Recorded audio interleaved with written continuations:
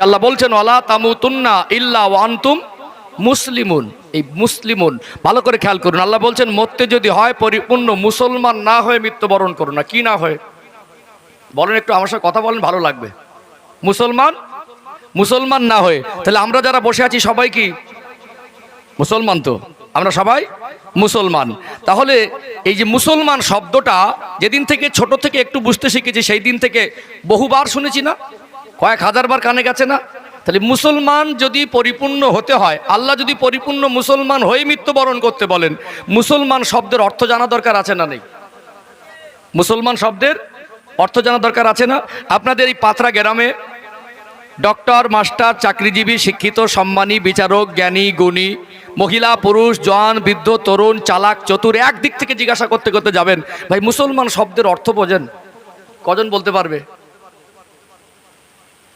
আমার কথা কি রাগ করছেন না কিছু বুঝতে পারছেন? একটু হেসে খেলে কথা অন্তত বলেন। যদি এখন রোবটের মতন, রোবট তো প্লাস্টিকের একটা রোবট, যেগুলো সেগুলো তো নড়াচড়া করে, তার কাছে রেসপন্স আছে। আপনার একেবারে কাঠের পুতুলের মতো, অন্তত চোখে মুখে একটা সম্পর্ক তো থাকবে না। কথা বলছেন না, রেসপন্স দিচ্ছেন, একলা তালে বকে যাই ক্যাসেটের মতো। তাহলে আমাকে সশরীরে না বসিয়ে, আমাকে এত কষ্ট করে না এনে একটা ক্যাসেট চালিয়ে দিলে তো হতো। সামনে যখন বসেছেন, সামনাসামনি একটা সম্পর্ক দরকার আছে না নেই? একটু হ্যাঁ দেন না, একটু তকবির দেন তো দেখি। না রে তাকবীর, মাশাআল্লাহ, তাহলে ঠিকই আছে তো। আর একটু প্রাণ ভরে আওয়াজ দেন, না রে তাকবীর। সিলসিলায়ে হক মুজাদ্দেদে জামান হিজবুল্লাহ পাথরা গ্রামবাসী বিন্দু, না রে তাকবীর। এই তো ঠিকই আছে। এবার একটু রেসপন্স দেন। তাহলে বলুন, মুসলমান শব্দের অর্থ আমরা সবাই বলতে পারবো? তাহলে বলছিলাম না, শুনে অভ্যস্ত হয়েছে, বুঝে অভ্যস্ত হয়নি। তার মানে কত বড় দুঃখের, কত বড় আফসোসের যে আমরা মুসলমান শব্দ শুনে শুনে বুড়ো হয়ে গেছি, বড় হয়ে গেছি, সারা জীবন মনে করছে আমি মুসলমান, কিন্তু মুসলমান কাকে বলে আমি জানি না। এটা কত বড় দুঃখের বিষয় বলেন তো। একজন ডক্টর অসুস্থ হলে যাদের কাছে আমরা যাই, সেই ডক্টরকে তার নিজের পরিচয় তো তার কাছে থাকবে নাকি? থাকবে না। যে সে কি রোগের চিকিৎসা করে, ডাক্তারের মধ্যে ভাগ আছে, অর্থোপেডিক আছে, নিউরোলজি আছে, তারপরে আপনার গাইনোলজি আছে, আছে না নেই? নাক কান গলার চিকিৎসা আলাদা ডাক্তার করে, হাড় ভেঙে গেলে আলাদা করে, নার্ভের রোগের আলাদা করে। তাহলে ডক্টর আছে। এখন একটা নাম করা ডক্টরের কাছে গেলেন, সারা লোক বলে ডক্টর, তো তার কাছে গেলেন, গিয়ে জিজ্ঞাসা করুন, ডাক্তারবাবু আপনি কিসের ডাক্তার? তো ডাক্তারবাবু বললেন, লোকে আমার ডাক্তার বলে তাই আমি ডাক্তার। ডাক্তার কি সেটা বোঝে না। আচ্ছা, ওর কাছে গেলে রোগী সুস্থ হবে? আমার কথা কি বুঝতে পারছেন? লোকে বলে তাই আমি ডাক্তার। ঠিক আমাদের কিছু কিছু মানুষের অবস্থা এরকম। মুসলমান সবাই মনে করে তাই আমি মুসলমান, কিন্তু মুসলমান কি জিনিস সেটা ভালো করে বোঝে না। এই জন্য আল্লাহ বলছেন পরিপূর্ণ মুসলমান না হয়ে মৃত্যুবরণ করো না। মুসলমান শব্দের অর্থটা একটু ব্যাখ্যা দিয়ে দিই, অসুবিধা হচ্ছে নাকি? মুসলমান শব্দের অর্থটা একটু ব্যাখ্যা করে দিই। সম্মানিত ভাইয়েরা, মুসলমান শব্দের অর্থ হলো স্বেচ্ছায় আত্মসমর্পণকারী। আল্লাহ আমাদেরকে বলার ক্ষমতা দিয়েছেন, বলতে পারি না। চলার ক্ষমতা দিয়েছে, চলতে হয়। কিছু করার ক্ষমতা দিয়েছে, করতে হয়। বিবেক দিয়েছেন, সিদ্ধান্ত নিতে হয়, হয় কি হয় না? তাহলে আল্লাহ আমাদের জীবনে যৌবন দিয়েছে না দেয়নি? যৌবনটাকে আমাদের পবিত্র জায়গায় ব্যবহার হয়। অর্থাৎ সম্মানিত ভাইরা, এখানে দেখবেন একটা জীব একটা জড়, পাথরের টুকরা একটা জড় পদার্থ, মাটির ঢেলা একটা জড় পদার্থ, শুকনো কাঠ ভাঙা একটা জড় পদার্থ, ওর ভিতরে কোনো ক্ষমতা নেই। তাহলে আল্লাহ আমাদেরকে পাঠিয়েছেন, আমাদের উপর আল্লাহর হুকুম হাকাম আছে না নেই? চলতে পারি বলে যেভাবে ইচ্ছা সেভাবে চলবো না, বলতে পারি বলে যা ইচ্ছা তাই বলতে পারবো না, করতে পারি বলে যা ইচ্ছা তাই করতে পারবো না, মন চাইছে ওটা খাই, খেতে পারবো না। যদি আল্লাহর হুকুম থাকে, আল্লাহ যদি জায়েজ করেন তো খাবো, না হয় খাবো না।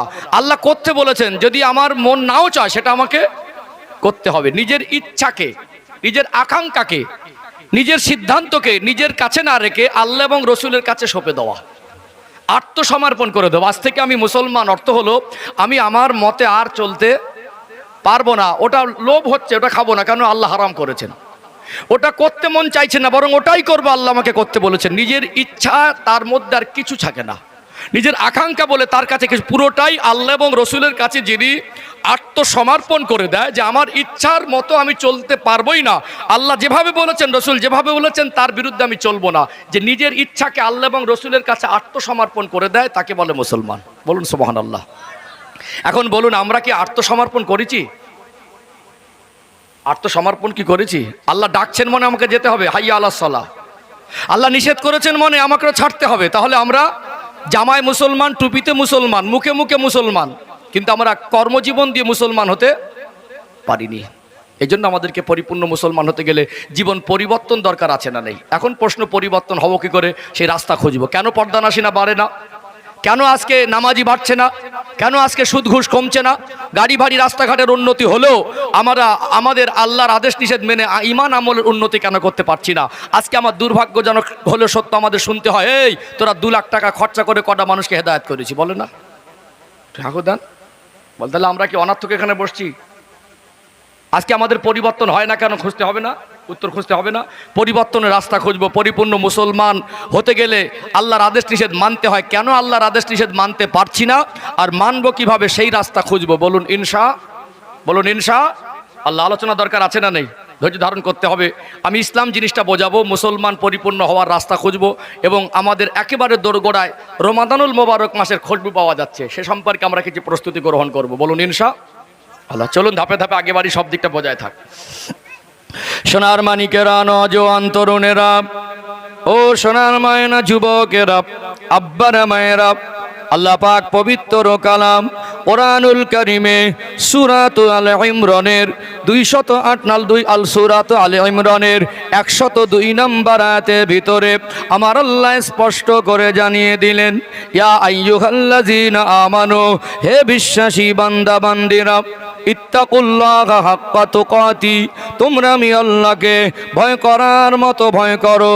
ওয়ালা তামুতুন্না ইল্লা ওয়া আনতুম মুসলিমুন। ওরে আমার বান্দা বান্দি, মরতে যদি হয় পরিপূর্ণ মুসলমান না হয়ে মৃত্যুবরণ করো না। পরিপূর্ণ মুসলমান হতে গেলে এক যেমন আল্লাহকে ভয় করতে হবে, অপর ঠিক তেমনি তার সাথে সাথে আমার আল্লাহ যেটা আদেশ করেছেন, আল্লাহ যেটা নিষেধ করেছেন, নবী যেটা আদেশ করেছেন, নবী যেটা নিষেধ করেছেন, ওগুলো আমালে জিন্দেগিতে বাস্তবায়ন করতে হবে কি হবে না?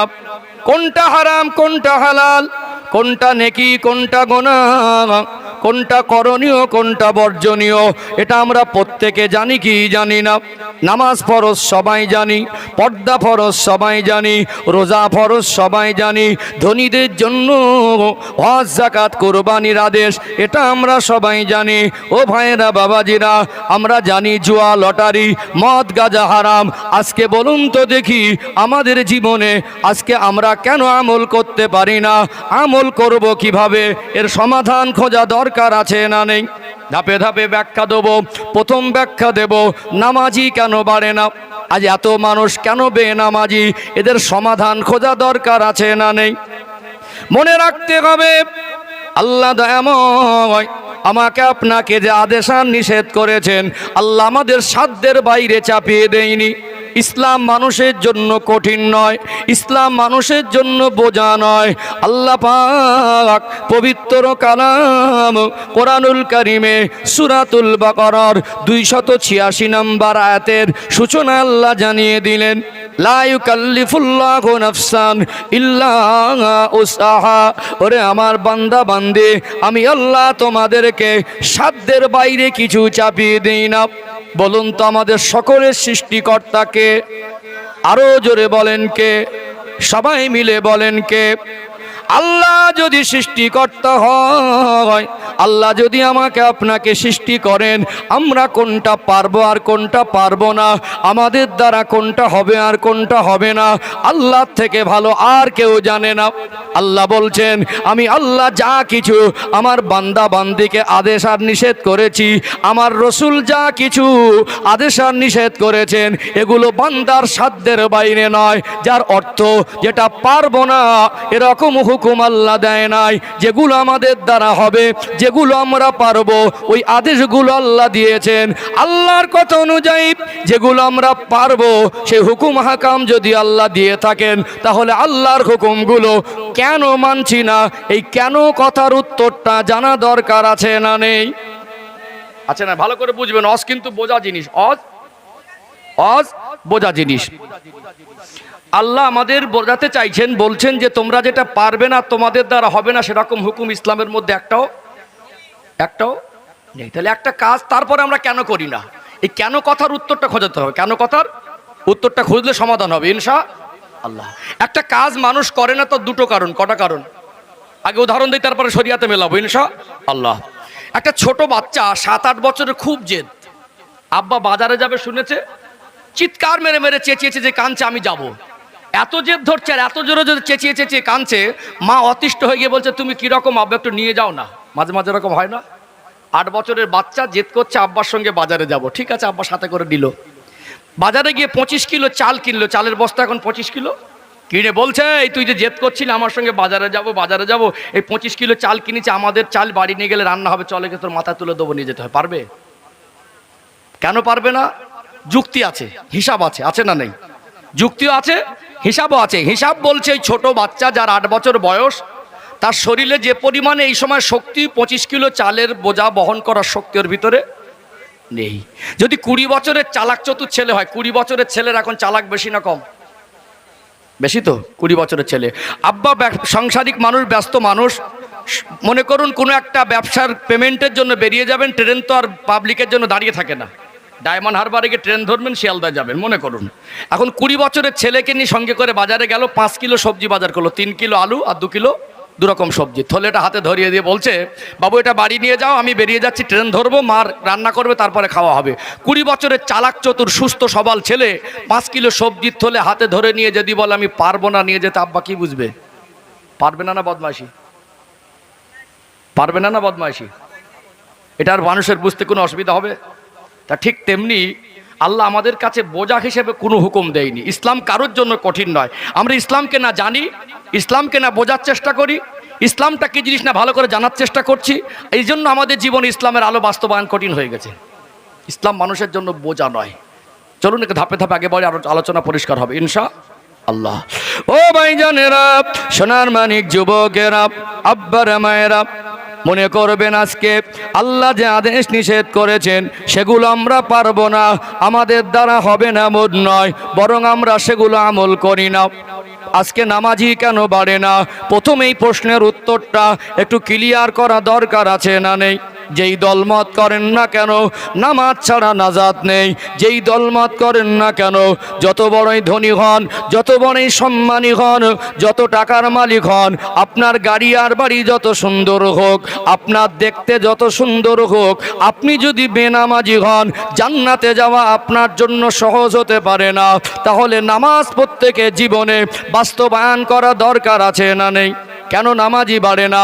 আমাদের কিছু নেগেটিভ দিক হলো আমরা মনে করি বছরে একবার জলসা দেব, নাম করা নামি দামি গরম গরম হুজুর আনবো, আর হুজুরদের বলে দেবো হুজুর এলাকায় বেনামাজি আছে আপনি কুঁচে দেন, সব থেকে গরম বক্তা এনে সব থেকে দামি চালের বিরিয়ানি করে 100 কানা মাইকের চং হরেন বেঁধে দিয়ে সারা রাত জলসা দিয়ে, বছরে একবার জলসা দিয়ে বক্তার বাবা 14 পুরুষের ক্ষমতা নেই, ওই এলাকার মানুষকে নামাজি করে দিয়ে বাড়ি যাবে, হবে কি?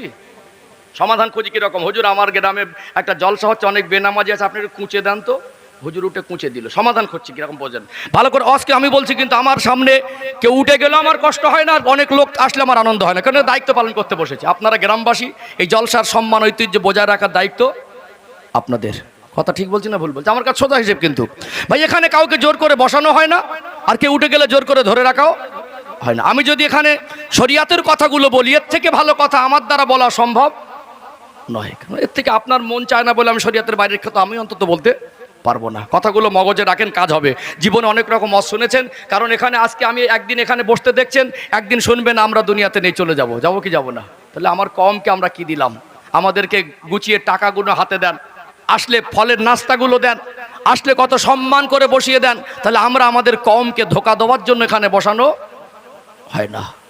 সম্মানিত ভাইরা, এখন মনে করুন আপনার ছেলে, আপনার ভাই, আপনার ভাইপো, আপনার ভাগনা, আপনার প্রতিবেশী, আপনি যাকে ভালোবাসেন এরকম একজন ব্যক্তি শরিয়াতের খেলাপ চললে তার জন্যই তো সাজা, তার জন্যই তো আল্লাহ শাস্তির বিধান। এখন তাকে যদি গুছিয়ে আমি সুন্দর করে ওই বেনামাজি কিনে ক্রিটিসাইজ করি, অট্টহাসি করি, জাহান্নামী বলি, পাশ থেকে দুজন খিলখিল করে হেসে বলবে হুজুর তো হেভি দিচ্ছে। এই একজনকে আপনার প্রতিবেশী, আপনার গ্রামবাসী, আপনার আত্মীয়, আপনার রক্তের সম্পর্ক, তাকে আমি জাহান্নামী বললাম, তাকে নিয়ে একটু কড়াভাবে অট্টহাসি করে দিলাম, আপনি বললেন হুজুর হেভি দিচ্ছে, এতেই কি সমাধান? এটা সমাধান না। তাহলে সমাধান কোথায় খুঁজতে হবে? সমাধান কোথায় খুঁজতে হবে? বছরে একবার যদি জলসা দিয়ে বা 2 জলসা দিয়ে যদি নামাজি করে দিয়ে যেতে পারতো হুজুরা, যে পরিমাণে জলসা হচ্ছে সমাজে বেনামাজি থাকার কথা, বেনামাজি থাকার কথা নয়। তাহলে আমাদের সমাধান কোথাও একটা আছে, আমরা খুঁজছি অন্য রাস্তায়। কথা কি বুঝতে পেরেছেন? চলুন কি ক্লিয়ার করে দেই। ও ভাই জানেরা, সোনার মানিক যুবকেরা, আব্বারা মায়েরা, সমাজে নামাজি কেন বাড়ে না? নামাজি বাড়ে না তার অন্যতম কারণ হলো সন্তানের বাবা মারা দায়িত্বহীন হয়ে গেছে।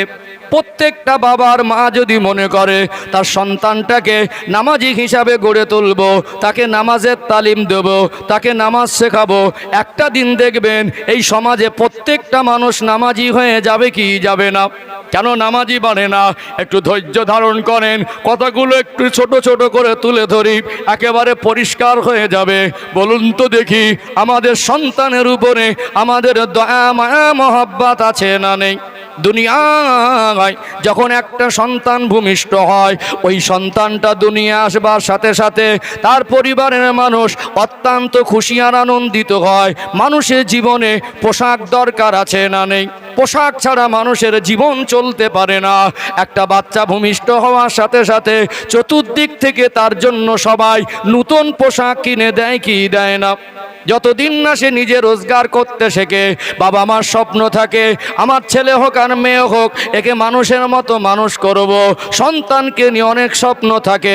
মেয়েটাকে যতদিন বিবাহ না দেওয়া হয়, ছেলেটা যতদিন রোজগার করতে না পারে, প্রত্যেকটা বাবা মা ওই সন্তানের পোশাকের দায়িত্বটা কাঁধে উঠিয়ে নেয় কি নেয় না? বাবা যদি অন্ধ হয়, মা যদি অন্ধ হয়, হাত আর পা যদি না থাকে, ভিক্ষা করে যদি সংসার চালায়, তারপরেও কোনো বাবা মাকে বলতে শুনবেন না যে আমার ছেলে মেয়ে পোশাক দিতে পারবো না, ওইভাবে বড় হোক। বরং পোশাক যে দেওয়ার ক্ষেত্রে আমরা কোনো দিন কি অপারগতা স্বীকার করেছি? করেছি কি? বরং যা লাগবে তার থেকে বেশি দিয়েছি না কম দিয়েছি? যা লাগবে তার থেকে বেশি দিয়েছি। আল্লাহ দয়াময় বাবা মার অন্তরে সন্তানের জন্য আলাদা নিয়ামতপূর্ণ দয়া দিয়েছেন, মায়া দিয়েছেন। বাবা দেশে কাজ না হলে বিদেশে যায়, কত কষ্ট করে রোজগার করে পয়সা ইনকাম করে, রাজমিস্ত্রি জোগাড়ে কাজ, সিমেন্টের বস্তা বালি পাথরের বস্তা মাথায় করে ওঠায়, মাটি কোপানো কাজ, ঠান্ডায় বর্ষায় গরমে কাজ, গেঞ্জিটা ঘামে ভিজে যায়, নিংড়ালে মনে হয় টপ টপ করে ঘাম বের হবে। ওই ঘাম ঝরানো পয়সা দিয়ে বাচ্চাকে একটা পোশাক কিনে দিয়ে এক ঝলক বাচ্চার দিকে দেখে আব্বার মনে হয় যেন সারা দিনের কষ্টটা নিবারণ হয়ে গেছে। এর নাম হলো আব্বা। জোরে বলুন সুবহানাল্লাহ। বরং 22 বছর 24 বছর ধরে তাদের জীবনে যা পোশাক লেগেছে, আমরা নিজে না পরেও তাদের পরিয়েছি কি পরাই নাই? চলুন, 1 নাম্বার চলে গেল। 2 নাম্বার, মানুষের জীবন খাদ্য ছাড়া চলে না। পোশাক ছাড়া যেমন চলে না, খাদ্য ছাড়া তেমনি মানুষের জীবন চলতে পারে না। রিজেকের মালিক হলেন আল্লাহ। ওমা মিন দাব্বাতিন ফিল আরদি ইল্লা আলাল্লাহি রিজকুহা। আল্লাহ বলে, বান্দা বান্দি যাদের রিজেকের দরকার আমি আল্লাহ জিম্মাদারি নিজে গ্রহণ করেছি। তারপরে আমরা আমাদের সন্তানদেরকে খাওয়ার কি কোনো কষ্ট রেখেছি? রেখেছি কি? একটা জিনিস খেতে চাইলে কাছে না থাকলেও যতক্ষণ ওই জিনিসটা সন্তানকে খাওয়াই, মন মানে না, মন মানে না। 18-20 বছর ধরে তার খাবার কোনো কষ্ট রেখেছি আমরা? কোনো বাবা মা বলেছে তোকে খেতে দিতে পারবো না, ওইভাবে বড় হ? ভিক্ষা করে হলেও নিজে না খেয়ে অন্য কেউ দিলে পোটলাই করে এনে বাচ্চাকে খাওয়ায়। তাহলে 20 বছর 22 বছর যতদিন না সে রোজগার করতে পারছে, আমরা তার পোশাকেও কমি রাখিনি আর খাবারেও কমি রাখি। চলুন 3 নাম্বার, ভালো করে বুঝবেন, কেন নামাজি হয় না একেবারে হাতে কলমে বুঝিয়ে দিচ্ছি। ও ভাই জানেরা, সোনার মানিক যুবকেরা, আব্বারা মায়েরা, আর একটু গভীরভাবে বুঝবেন। যেমন পোশাক দরকার, তেমনি মানুষের জীবনে খাদ্য দরকার। তেমনি মানুষের জীবন তেমন জীবনও কখনো সুস্থ আর কখনো অসুস্থ বলা যায় না। বাচ্চা যদি অসুস্থ হয়, বাবা মা ওই বাচ্চাটাকে চিকিৎসা করে কি করে না? কাছে টাকা আছে, 30 বছর ধরে জমানো পয়সা বাচ্চার সুস্থতার জন্য হাসি মনে খরচা করে, জমি বিক্রি করে চিকিৎসা করে, টাকা জমানো টাকাও চিকিৎসা করে। একটা সময় দেখা যায় টাকাও নেই, পয়সাও নেই, জমি জায়গা নেই, নিরুপায় হয়ে গিয়ে সন্তানের জন্য হাত পেতে ভিক্ষা করে হলেও বাচ্চাকে চিকিৎসা করে কি করে না? তাহলে চিকিৎসায় ঘাটতি রাখিনি, তাহলে পোশাকে ঘাটতি রাখিনি, চিকিৎসা রাখিনি, খাবারে রাখিনি। 4 নম্বর, দুনিয়া আজকে দেখবেন আমার যারা মুরব্বী বাবাজি আছেন, এখন হয়তো অনেকে নাম লিখতে পারেন না। একটা সময় ছিল খাওয়া পড়ার কষ্ট, অভাবের তাড়নায় বাবা মা লেখাপড়া শেখাতে পারে নাই। আজকে প্রত্যেকটা মানুষ যারা সন্তানের বাবা মা, আমাদের সন্তানদের নিয়ে অনেক স্বপ্ন থাকে। আমরা প্রত্যেকটা বাবা মা চাই আমার সন্তান যেন মূর্খ না হয়। তাকে ছোট থেকে হাট্টিমাটি স্কুলে পাঠানোর আগে মুখস্থ, আতা গাছে তোতা পাখি মুখস্থ, ABCD মুখস্থ, অ ক খ মুখস্থ, 20-30টার সাথে সাথে গালাগালিও ধোলতাক হিসাবে মুখস্থ হয়েছে না হয় নাই? ABCD মারপেট থেকে শিখিনি, আতা গাছে তোতা পাখি শিখিনি, নামটাও মারপেট থেকে শিখিনি। বরং একটা বাবা যদি রিক্সা চালিয়েও খায়, ছেলে মেয়েকে বলে যতদিন তোরা পড়বি আমি পড়াবো, কষ্ট যা হয় আমার হোক। বলে না, কষ্ট যা হয় আমার হোক। তাহলে বাংলা লেখাপড়ার স্কুলের শিক্ষার মান তলানিতে গেছে বলে আমরা তাদেরকে বেসরকারি স্কুলে পড়াচ্ছি না। তারপরেও বেসরকারি স্কুলে পড়ালেও ছেলেটা ভালো মানুষ হবে, মেয়েটা ভালো মানুষ হবে, তার জন্য আমরা আলাদা করে এক্সট্রা পয়সা পে করে, এক্সট্রা পয়সা আলাদাভাবে খরচা করে প্রাইভেটের মাস্টার ধরে পড়াচ্ছি। ঠিক বলছি না ভুল বলছি? বলুন, এই গ্রামে আপনাদের পাথরা তো নাকি পাথরা গ্রামে এমন একটা বাবা মাকে কি দেখাতে পারবেন যে তার সন্তানকে লেখাপড়া শেখানোর জন্য চেষ্টা করে না? আমার কি কথাকে বুঝতে পারছেন? তাহলে প্রত্যেকে কম বেশি চেষ্টা করেছি। একটা সময় গিয়ে যখন বাচ্চাটা লেখাপড়া না করে, তাকে মারধরও করে, তাকে নিয়ে ঘরে অশান্তিও হয়, বরং তাকে নিয়ে তার প্রতিবেশীও বলে তুই ছেলেটাকে লেখাপড়া শেখানো বাদ দিয়ে দিছিস। কত রকম পারিপার্শ্বিক একটা চাপ থাকে না? তাকে অনেক উপদেশ করে। তাহলে আমরা এই 4টে জায়গায় কি ঘাটতি রেখেছি? কেউ 4টে জায়গায় ঘাটতি রাখিনি। তারপরে আমরা আমাদের সন্তানকে MA BA পাস করা থেকে 18 বছর 20 বছর ধরে লেখাপড়া শিখেছি। কষ্ট কম হয়েছে না বেশি হয়েছে? তাহলে এই 4টে যদি পারি, কোরআন শরীফের শিক্ষাটা কেন পারবো না? আপনি বলুন, এই গ্রামে যত সন্তান আছে সূরা ফাতিহা সবাই শুদ্ধ করে বলতে পারবে? আমার কথা কি বুঝতে পারছেন? ভালো করে মগজে কথা বলুন। অজ কিন্তু অনেক রকম কোয়ালিটির অজ আছে। আমি আবারও বলছি, দায়িত্ব পালন করতে বসেছি। এই গ্রামে যত সন্তান আছে সূরা ফাতিহা সবাই শুদ্ধ করে বলতে পারবে? 4টে কলেমা বলতে পারবে? কমের উপরে কেউ যদি 4টে সূরা আর সূরা ফাতিহা 5টা না জানে, তার জীবনের কোনো দিনের নামাজ শুদ্ধ হবে না।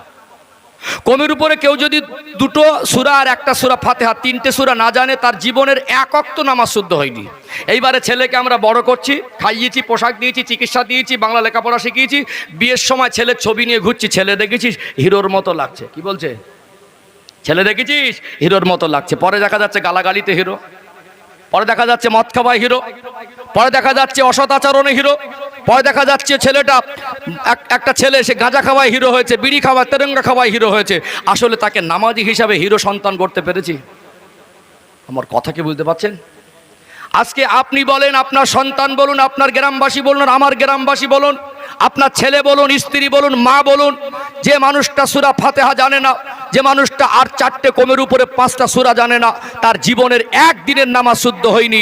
যে মানুষটা জীবনে 1 ওয়াক্ত নামাজ, একটা দিনের নামাজ তার জীবনে শুদ্ধ করে পড়তে পারিনি, সেটা কেমন পর্যায়ের মুসলমান? এই ভাবনা কবে ভাববেন? আমার কথা কি বুঝতে পারছেন?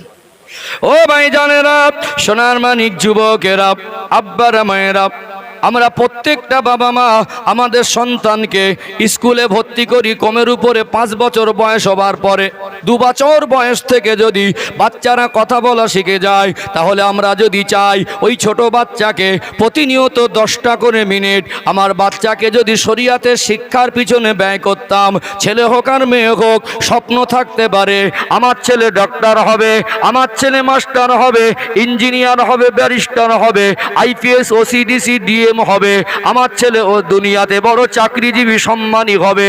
স্বপ্ন আপনার থাকতেই পারে, কোনো অসুবিধা নেই। কিন্তু আপনি যদি চাইতেন 1 বছর প্রতিনিয়ত যদি 10টা করে মিনিট বাচ্চার পিছনে সময় দিতেন, তার 5টা সূরা মুখস্থ হতো কি হতো না? 10 মিনিটের জন্য যদি ফজরের নামাজের পরে একজন ইমামের সহবাতে বসিয়ে দিতেন, ওই বাচ্চাটা কোরআন শিখে যেত কি যেত না? অর্থাৎ ওই বাচ্চাটাকে যদি চাইতাম যেখানে হাট্টি মাটি মুখস্থ করানো যদি সম্ভব হয়, তাশাহুদটা সম্ভব হতো, 4টে কলেমা সম্ভব হতো, জানাজা নামাজের ময়দানে গিয়ে জানাজা কিভাবে পড়তে হয় সেটাও শেখানো সম্ভব হতো কি হতো না? আপনি দাদু বাজারে যান, মার্কেটে যান, ঘুরতে যান, বেড়াতে যান, লজেন্স, চকলেট, ক্যাডবেরি, চিপসের প্যাকেট নিয়ে আসেন, দাদুর সঙ্গে বড় আদরের বড় মায়ার সম্পর্ক। ছোট বাচ্চাটা দাদু দাদু বলে বুকে জড়িয়ে ধরে, ঠোঁটে মুখে চুমা খেয়ে যদি ওই লাড্ডু, চকলেট, ক্যাডবেরি আর চিপসের প্যাকেটটা দেওয়ার আগে বলতেন, দাদু ভাই একবার সূরা ফাতিহা আমি পড়ব, আমার সঙ্গে তুমি একবার পড়ো। প্রতিনিয়ত যদি 10 দিন সূরা ফাতিহাটা পড়াতেন, যার অন্তরটা আয়নার মতো পরিষ্কার, ওই নিষ্পাপ অন্তরে কোরআনুল কারীমের সূরা ফাতিহা, যেটা উম্মুল কিতাব, কোরআন শরীফের মা বলা হয়েছে, যে সূরা ফাতিহা ছাড়া জীবনের এক ওয়াক্ত নামাজ শুদ্ধ হয় না। আপনি যদি চাইতেন ওই খাবারটা হাতে দেওয়ার আগে সূরা ফাতিহাটা দুবার পড়াতেন, 10-20 দিনে ওই বাচ্চাটা সূরা ফাতিহাটা মুখস্থ হয়ে যেত কি যেত না? মেজাজ তৈরি হতো, দাদুর সঙ্গে সূরা ফাতিহা মুখস্থ করলে দাদু আমার খাবার দেয়। দাদু ভাই বলছে, দাদু ভাই বালিশের তলায় বিড়ির বান্ডিলটা আছে, কেনে দাও তো দাদু ভাই। দাদু ভাই ওই খৈনির ডিব্বাটা চেনে দাও তো দাদু ভাই। ওইতে আবার জলসার ময়দানের ফতোয়া দেবে, তোরা জলসা দিয়ে কটা মানুষকে নামাজি করেছি বলতো? কথা কি বুঝতে পারছেন না? আপনি মা যতই ব্যস্ত থাকেন, সারা দিনের শেষে 10টা মিনিট আপনার বাচ্চাকে সময় দেন। 3-4 বছর 5 বছরের মধ্যে প্রত্যেকটা বাচ্চা তাশাহুদ, দরুদ শরীফ, দোয়া মাসুরা, দোয়া কুনুত, যেগুলো নামাজের দরকার, আনুষাঙ্গিক যেগুলো অতি অপরিহার্য ইসলামের বেসিক শিক্ষাগুলো প্রত্যেকের জীবনে দরকার, এটা প্রত্যেকটা বাবার মা যদি চাইতো একেবারে সহজে মুখস্থ হয়ে যেত।